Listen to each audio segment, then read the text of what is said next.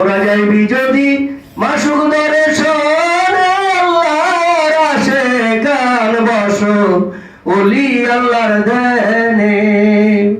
ওলি আল্লাহর ধ্যান করে মাসুককে পাওয়া যায়। মাসুককে ওলি আল্লাহর ধ্যানে বসো, মাসুককে তুমি পাইবা, না হলে কিন্তু পাওয়া যাবে না। যেই সময় আসতেছে এই সময়ে তোমার মাসুক ছাড়া তোমাকে বাঁচানোর মতো কেউ থাকবে না।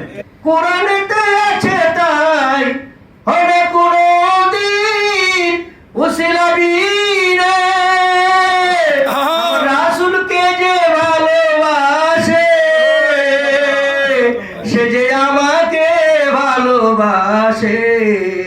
কায়া ছায়া দুজনে দুজন আল্লাহর আশিকান বসো ওলি আল্লাহর ধ্যানে।